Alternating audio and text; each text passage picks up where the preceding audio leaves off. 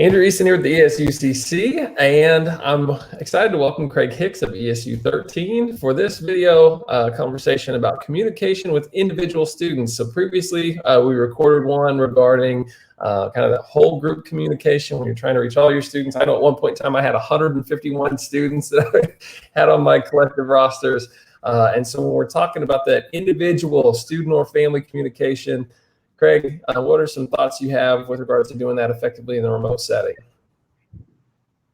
Yeah, when you start looking at individual communication, most of this will be targeted to one, positive. Do you have something really specific about individual students that you need to communicate, whether it's directly to them or to parents or a combination, to make sure that they understand and are aware that you appreciate the things that they've done. Also, I think one of the things we found out in the spring, we had some students that we were missing. And how do we reach out individually to find out how we can best connect with them? Some of the large group communication tools, you know, your LMS, the Remind, the things that allow us to connect with large groups can be great. But sometimes we just need those individual. And whether that's a text message, a phone call, an email, how do we use those to connect with students that, again, we might be missing or need that extra little nudge individually to get them moving in the direction that we want them to move. Yeah, and those are relationship builders. And so I'm with you. We definitely, most people are familiar with email, I think, but kind of thinking about just an increased level of intentionality, right, when it comes to this in a remote setting. Yeah, most people, and my default communication tool is still email, but I'm old. So you kind of have to weigh that. Will students check their email? Will parents check their email? Sometimes we have to look at a variety of ways to connect with students and or parents. But these individual connections with parents and or students are really important, and email is a great place to start. Phone calls. Phone calls are nice in that we have synchronous communication, and I do think it's more personal than an email. We're talking in real time, and you hear the student voice, you hear the teacher voice. Making that connection is really important. And again, back to the phone, texting can be, parents, that may be the way they want to receive communication. That may be the way students want to receive communication. So it's important, and we put together some documents. I know there's communication plans on the ESUCC the remote learning site that has been put together, some documents that you can send out to parents and tell them, get information back from them. How do you best receive information? How can we make sure that you're getting what we want you to get? So yeah.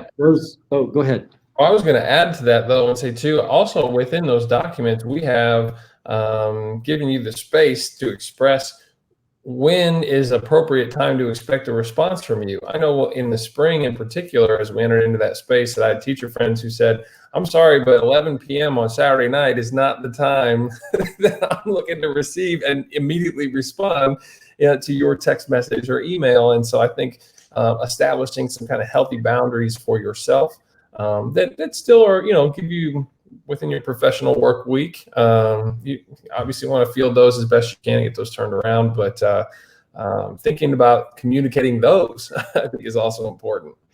Correct. I had a number of teachers that, from the time they woke up, when we were completely remote, from the time they woke up to the time they went to bed, they were connected to work. And when you don't have that break from leaving home to go to work and leaving work to go home, having just that physical break, they were communicating all the time. And mental health became a huge issue, and I'm sure is continuing. But that is something that's really important. Not only do you want to communicate, but you have to be able to find a balance to take care of yourself as well. Which leads me to the fourth element, which is social media. And this is one that the two things I will say here. One, or the two things, keep it professional and keep it positive. So it's easy in social media to kind of fall into that rabbit hole and end up in the muck and mire of the negative that goes on in social media. So use social media. Again, it gets back to communicating to larger audiences, but it's kind of separated from the communication that we have with the learning management system or Remind or the video conferencing. So use social media to promote great things that are going on and share messages to large audiences, but keep it professional, keep it positive. I think those are some great things to consider with social media and again, through some of those, what we might call traditional measures, but just how important those are in a remote setting for maintaining relationships and establishing clear lines of communication that respect your boundaries, but also allow you to really establish that teacher clarity piece that we've referenced over the course of these conversations consistently. So if you'd like to extend your learning around this, you can certainly check out the link provided here that Craig's given us. And in addition to that, a number of these topics are also embedded in other places on this website or within the playlist if you're viewing this on YouTube. So thanks for learning a little bit more about communication with individual students. Craig, thanks for sharing on that topic with us. And we hope that it's been helpful. Thanks, Andrew.